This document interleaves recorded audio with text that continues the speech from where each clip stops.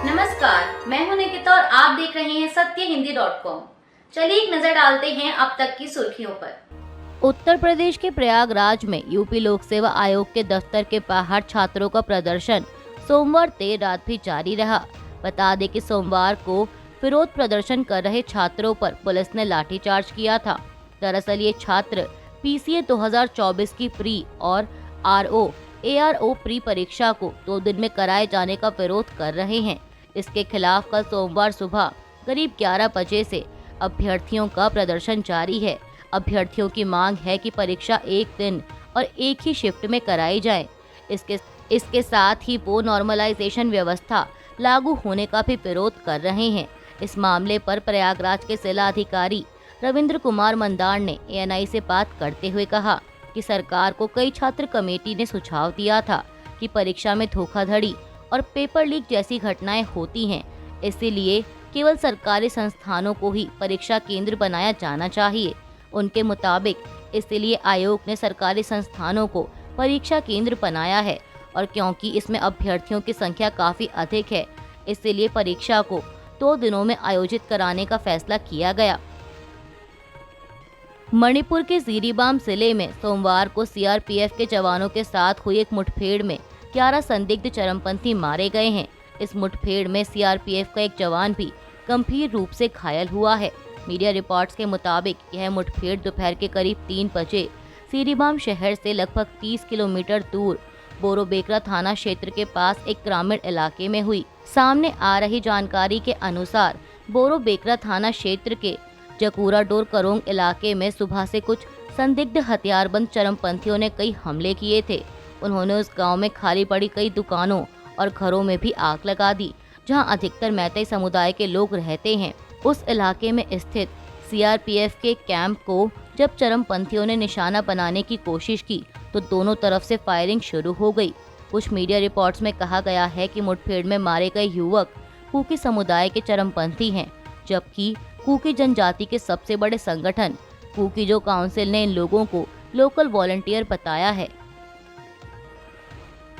मणिपुर के जीरीबाम जिले से सामने आई ताज़ा हिंसा की जानकारी के बाद जिले में अनिश्चित काल के लिए कर्फ्यू लगा दिया गया है। यह कर्फ्यू जिले में सोमवार को संदिग्ध चरमपंथियों के साथ मुठभेड़ के बाद लगाया गया। समाचार एजेंसी PTI के मुताबिक जिले में शांति व्यवस्था बनाए रखने के लिए फिलहाल जिले में कर्फ्यू लगा दिया गया है। आपको बता दें कि देश के पूर्वोत्तर राज्य मणिपुर में लंबे समय से हिंसा का दौर चल रहा है। इस हिंसा में कई लोगों की जान जा चुकी है और संपत्ति को भी भारी नुकसान हुआ है।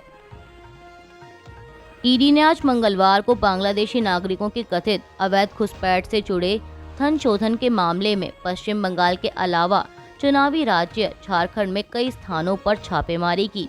PTI के मुताबिक आधिकारिक सूत्रों ने यह जानकारी दी है। जानकारी के अनुसार जांच एजेंसी के झारखंड कार्यालय द्वारा दोनों पड़ोसी राज्यों में कुल 17 स्थानों पर छापेमारी की जा रही है।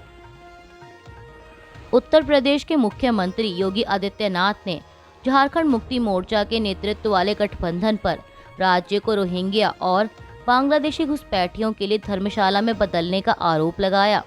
आदित्यनाथ ने कहा कि माफिया, पत्थरबाजों, अराजकता फैलाने वालों और त्योहारों में गड़बड़ी पैदा करने वालों के इलाज के लिए झारखंड में डबल इंजन वाली सरकार की जरूरत है। झारखंड में एक चुनावी रैली को संबोधित करते हुए उन्होंने दावा किया कि झारखंड को रोहिंग्या और बांग्लादेशी घुसपैठियों के लिए धर्मशाला में बदल दिया गया है, जिन्हें अराजकता फैलाने की खुली छूट दी गई है। Tata institute of social sciences की ओर से जारी की गई रिपोर्ट पर शिवसेना UBT नेता आदित्य ठाकरे ने PTI को बयान दिया है। उन्होंने कहा कि पहले तो इस पर गृह मंत्री को जवाब देना जरूरी है। देश की सुरक्षा की जिम्मेदारी केंद्र सरकार की होती है। केंद्रीय मंत्री इस पर जवाब दें कि बांग्लादेश से लोग कैसे मुंबई में घुस आए। दरअसल आपको बता दें कि हाल ही में Tata institute of social sciences ने एक रिपोर्ट जारी की है, जिसमें यह दावा किया गया है कि मुंबई में अवैध प्रवासियों की संख्या बढ़ती जा रही है, जिसमें बांग्लादेश और म्यांमार से आए मुस्लिम शामिल हैं। इसकी वजह से मुंबई में सामाजिक, राजनीतिक और आर्थिक तौर पर असर पड़ रहा है। इसी रिपोर्ट पर आदित्य ठाकरे ने कहा कि टिस की रिपोर्ट ने हमारे देश के जवानों पर आरोप लगाए हैं। उन पर गृह मंत्री को जवाब देना चाहिए। ये पहले बताएं कि क्या ये केंद्र सरकार की नाकामी के परिणाम हैं। केरल सरकार ने अनुशासन उल्लंघन के लिए IAS अधिकारी के गोपाल कृष्णन और N प्रशांत को निलंबित कर दिया है। समाचार एजेंसी ANI की एक रिपोर्ट के अनुसार गोपाल कृष्णन को धर्म आधारित व्हाट्सएप ग्रुप बनाने के लिए निलंबित किया गया, जबकि वरिष्ठ अधिकारी की आलोचना करने के लिए प्रशांत के खिलाफ कार्रवाई की गई थी। केंद्रीय मंत्री नितिन गडकरी ने एक बार फिर अपना बयान दोहराते हुए कहा कि कांग्रेस ने ही अपने स्वार्थ के लिए संविधान को विकृत किया और अब भाजपा पर दोष मढ़ रही है। गडकरी ने सोमवार को कटोल में भाजपा उम्मीदवार चरण सिंह ठाकुर के लिए एक रैली को संबोधित करते हुए कहा कि भाजपा ना तो डॉक्टर भीमराव अंबेडकर के संविधान को बदलेगी और ना ही किसी को ऐसा करने देगी। पंजाब की सत्तारूढ़ आम आदमी पार्टी ने सोमवार को पाकिस्तान के लाहौर में शादमान चौक का नाम बदलकर स्वतंत्रता सेनानी भगत सिंह के नाम पर रखने के प्रस्ताव को रद्द करने की निंदा की। दरअसल आपको बता दें कि पाकिस्तान के पंजाब प्रांत की राजधानी की जिला सरकार ने लाहौर हाई कोर्ट को बताया कि प्रस्ताव, जिसमें भगत सिंह की एक प्रतिमा स्थापित करना भी शामिल था, को एक सेवानिवृत्त सैन्य अधिकारी की राय के आलोक में रद्द कर दिया गया। इस मामले में सरकार द्वारा गठित समिति में नियुक्त सेवानिवृत्त सैन्य अधिकारी ने अपनी टिप्पणियों में दावा किया कि भगत सिंह क्रांतिकारी नहीं बल्कि एक अपराधी थे। आज के शब्दों में वे एक आतंकवादी थे। उन्होंने एक ब्रिटिश पुलिस अधिकारी की हत्या की थी और इस अपराध के लिए उन्हें 2 साथियों के साथ फांसी पर लटका दिया गया था। भारत ने रविवार को पाकिस्तान में चैंपियंस ट्रॉफी के लिए अपनी टीम भेजने से इनकार कर दिया है, जिसके बाद सोशल मीडिया पर अलग अलग तरह की प्रतिक्रियाएं आनी लगातार जारी हैं। इसी कड़ी में पाकिस्तान क्रिकेट टीम के खिलाड़ी मोहम्मद हफीज ने भी प्रतिक्रिया देते हुए एक्स पर लिखा कि यह एक सपना था कि भारत पाकिस्तान आकर चैंपियंस ट्रॉफी 2025 खेले।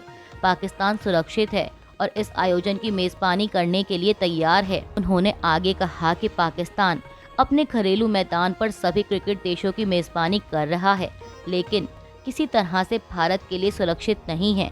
सरकार और PCB से मजबूत प्रतिक्रिया का इंतजार है। सऊदी अरब के रियाद में सोमवार को हुए अरब और इस्लामिक देशों के संयुक्त सम्मेलन में इस बात पर जोर दिया गया कि गजा और लेबनान में हमले रुकने चाहिए। फिलिस्तीनी प्राधिकरण के अध्यक्ष महमूद अब्बास ने जोर देकर कहा कि गजा पट्टी फिलिस्तीन की जमीन का अभिन्न अंग है और भविष्य के किसी भी समाधान में वेस्ट बैंक और गजा पट्टी को शामिल होना चाहिए। उन्होंने संयुक्त राष्ट्र में फिलिस्तीन को एक राष्ट्र के रूप में पूर्ण सदस्यता की मंजूरी देने का भी आह्वान किया। वहीं सऊदी अरब के क्राउन प्रिंस मोहम्मद बिन सलमान ने भाषण देते हुए कहा कि लेबनान और गजा में तुरंत युद्ध विराम होना चाहिए। उन्होंने गजा में इसराइल की ओर से किए गए जनसंहार की निंदा की। अभी के लिए बस इतना ही। बाकी की खबरों के लिए बने रहिए सत्यहिंदी.com के साथ।